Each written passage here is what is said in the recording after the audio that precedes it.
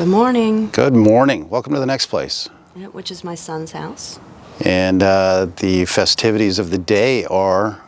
Are you brewing a red ale? We're brewing an Irish red ale. And a stout for St. Patrick's Day, which is in, roughly... 2 or 3 weeks? 2 or 3 weeks. So. And he's going to have a party which will debut the beer. Yeah. So if you want to learn how to make beer, he's going to show you. Just stay with us.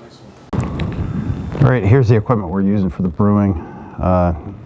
It's a funnel, specifically a brewer's funnel with a filter in it. These are to steep your grains in. Definitely a long-handled stirrer. This piece is a chiller to chill the wort down to temperature. So you want to make that happen rapidly. It's pretty simple. You just run regular hose water through it. And now the water doesn't go into the wort, but it does chill it quite rapidly. A good brew kettle with a thermometer and a spout to be able to drain it.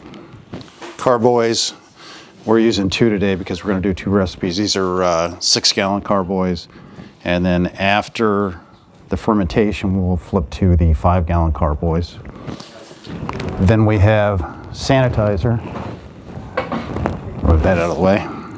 To sanitize all the equipment before we start, just clean it in normal tap water, and definitely don't use a dishwashing detergent. And here's the brew helpers. This is Brooks. Hi, Brooks. Say hi, Brooks. There you are. Good, good, perfect. And then, of course, the brew kit. This is 2 recipes from Northern Brewer, along with the dry yeast, which we're going to have to get blooming pretty soon. And then I'll show you the kits as we open them. All right, let's start with the dry Irish Stout extract kit. There you go. Thank you, Jimmy. All right, liquid malt. I highly recommend this. The dry malt definitely gets sticky really quick. It's basically sugar. You've got the sock that you tie a knot in to put your grains to steep them. Hops. Looks like we have alpha cluster and another alpha cluster. So we must be pitching the hops a couple of times. And then this is the actual grains. With all of these kits comes a nice set of instructions that will show us exactly when we need to pitch everything and the temperatures. Typically, the instructions will come and have you do maybe a gallon, then add the last 4 gallons when you're done. Or actually here they're doing 2.5 gallons. But if you have the equipment, I highly recommend that you do all of the wort at one time. That way you get everything to temperature and it'll cook off any bacteria that you don't want in your beer. Because we do definitely want good bacteria in our beer. Some other necessary components are you're going to need a heat source to get your wort up to temperature. You don't need one as hefty as this guy, but over the years, different things that we've done, I finally just bit the bullet and went and got a really good one. This is a 200,000 BTU propane burner. So the preparation for our yeast, since it's dry yeast, is going to be to put it into water that's 65 to 75 degrees. So what we do is we're going to boil the water first just to boil off anything that's in there. Let it cool down to the temp that we want to pitch our yeast, and that let the yeast get going. You can do the dry yeast directly into the wort if you have it the right temperature, but it's better to just let it bloom a little bit. Liquid yeast, you need to prep the day or 2 before. And that's because the packet needs to swell up, and once it gets good and swollen, then you know you're ready. All right, this is the dry yeast that we have put into a solution of water and a little bit of, what'd you Brown make? sugar and white sugar. Yeah, just a little feed for the yeast to get going. And if you see it down here, you'll see that we're starting to get a little puff on top of the plastic, which tells us that the yeast is not dead. In bread, they would call that proofing the yeast. So this tells us we're good to go. The temperature of the water that we had in there was between 65 and 75 degrees. It's good to have a nice digital thermometer to tell you those things. So the next step is for us to put the grains into our water and then start to boil. And I just want to let you guys know that you can do this with the 2.5 gallons that the recipe calls for and just do it on your stove. You don't really have to have all the equipment that we're using today, but we've done it many times, so over the time you just want to get better equipment. We like to start with our brewer's dedication movie. Warning.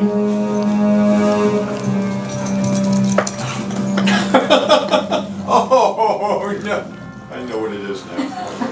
You will die. This is 5.5 gallons.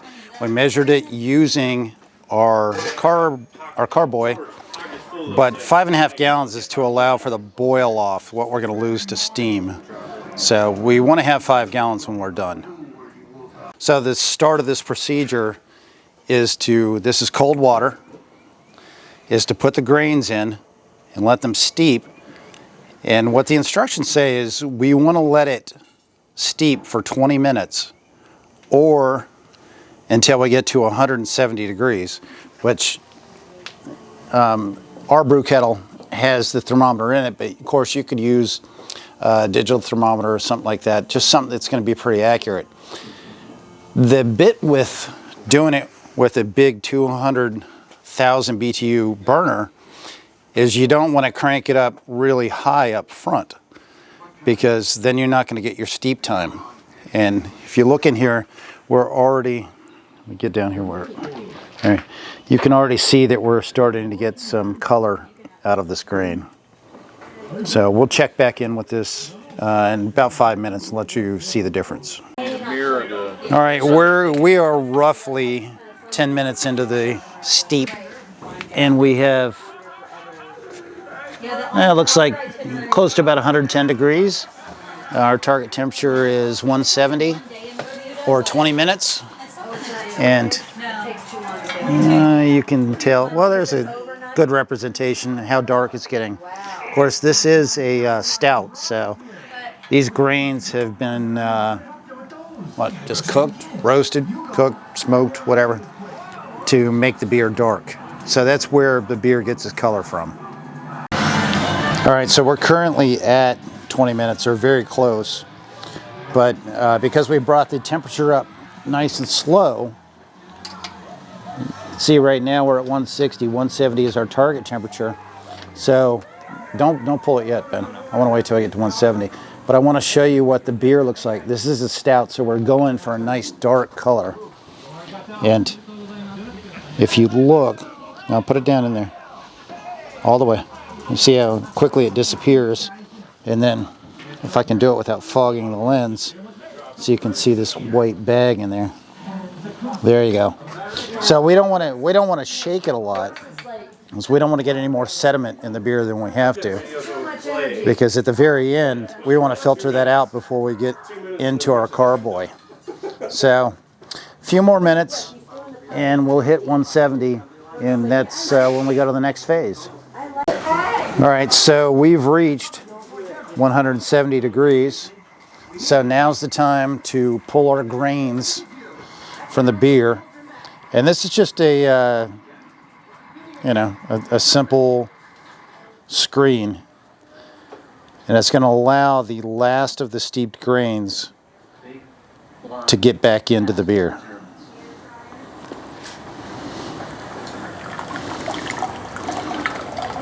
You got 15 minutes to tell me more. All right, and we'll come back to you with the next step. All right, this is what's dripping out of the bag, so you definitely don't want to lose this, because this is the heart of the beer. And our next step is to bring to a boil which we're not far from. I believe that, yeah, just over 200 degrees looks like. And at this point, the instructions say remove it from the burner, but we're not going to remove it. It's just too bulky. We're going to turn the burner down or off, and then we'll stir in the syrup, which is malt. They call it syrup because it's probably got some flavors beyond malt. And just get that stirred into the beer. Then the next phase will be to bring it back to a boil and put in our hops. And then the hops will cook in there for approximately 60 minutes. I think this recipe, and some recipes you may do it at 15 minutes and then another dose at 30. But this is 2 ounces altogether at 60 minutes in. So just read your directions and stick with them so you get the right hop flavor. And so officially, once the malt is in the beer, that is when it is called wort, unfermented beer. Okay, so it has come to a boil. So now we're going to kill the heat or very much reduce it, depending on how you want to go. And you can see why. Because, you know, we don't want it to boil over, which is another advantage to having a really big brew kettle. So if you are doing this on your stove, make sure that you have something with plenty of excess room, maybe 40% more than the water you're putting in. And start adding the malt. Do you add all of it? Yes. That's a lot of syrup. Oh, I need another wedge. It's a lot of beer. There we go.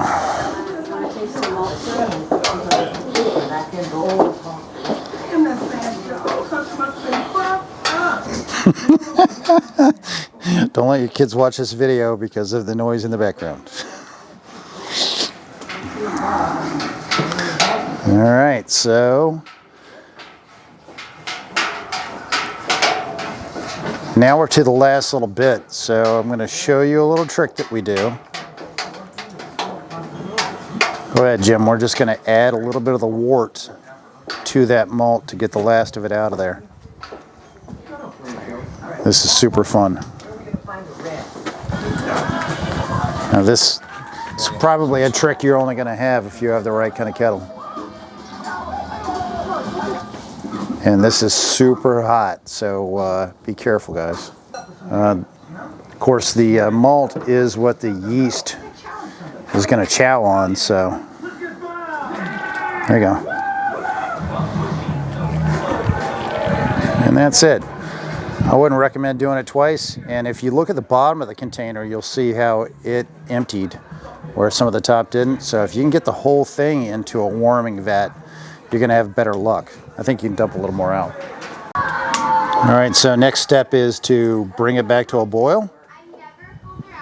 All right, and once it comes back to a boil, we're going to drop 2 ounces of hops, and that's, like I said, that's just this recipe.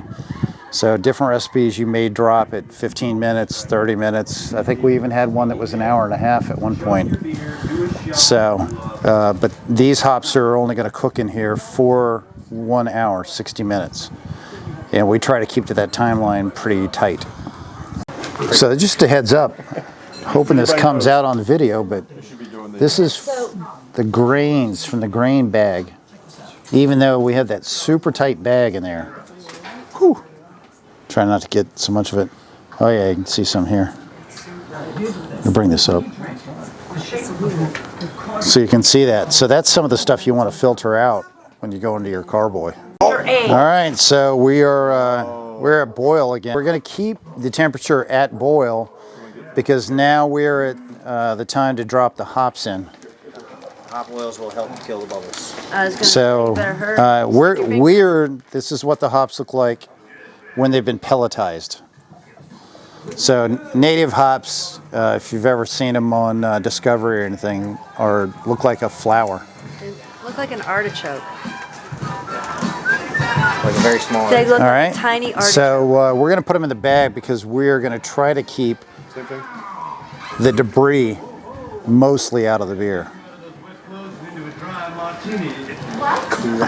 Martini?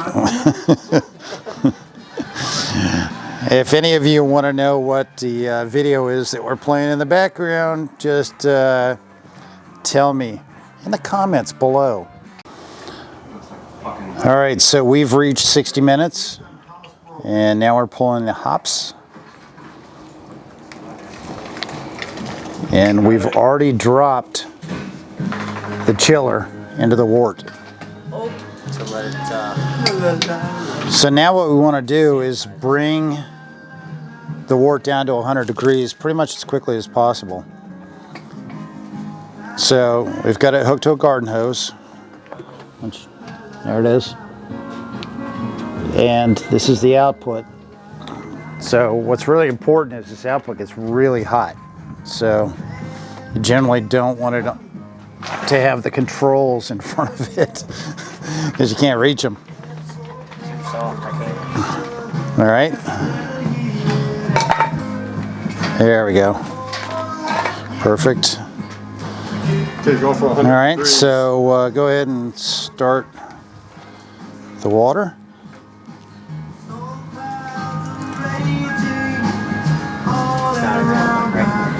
Oh, be careful. There we go. He's on the cold water side. It's okay. Okay. All right, and we're going to drop the water in. And it doesn't have to flow super fast. And there it is. So that is, the water coming out of there is nearly as hot as the boiling water inside, so you really don't want to have it hit you. So now the key is just to stir your wort and watch your temperature drop. And we want to come down to 100 degrees. Take that sink inside and empty that out.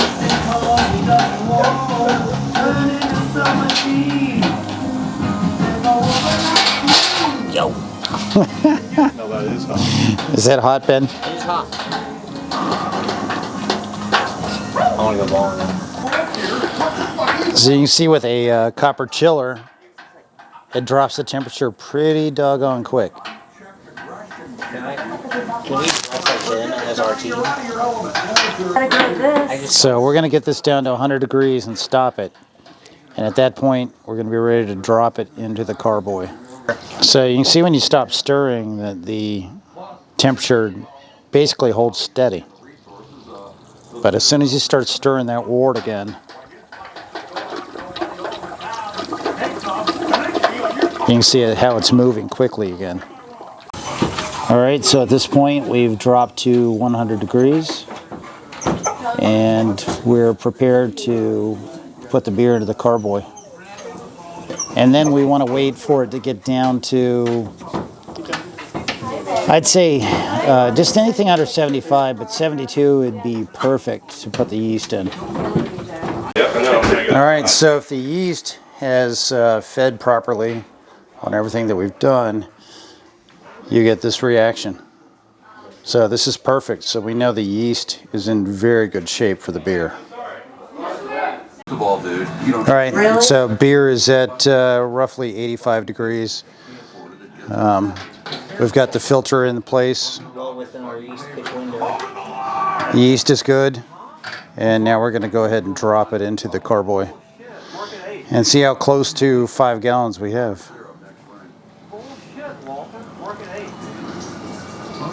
So, depending on how much sediment you have in here, you may be able to just let it go completely in there without doing anything, but that's unlikely.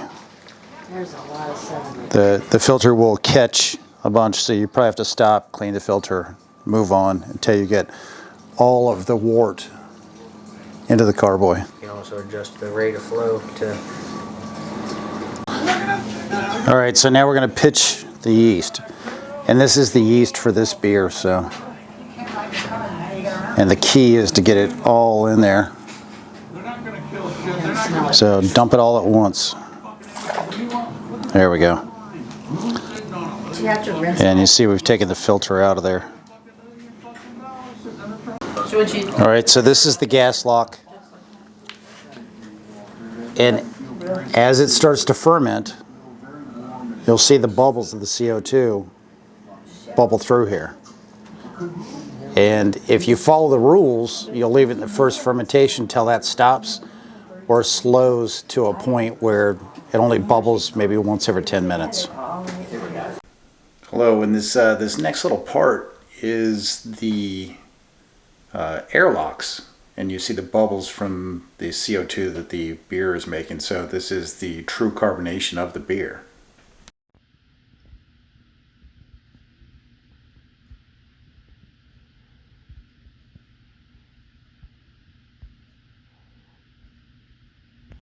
So we realized that we did not film an outro for the video at all. The original beer production is underway. Actually, tomorrow we're going to move it from the first carboy to the second one, which of course we'll film that as well. And so yeah, it was a good day. We did 2 batches, so that's 10 gallons total, which seems like a lot of beer, but you know, when you have friends show up for St. Patrick's Day, an Irish Red and a stout go pretty quick, and that'll be the end of that. So with that being said, we'll see you at the next place.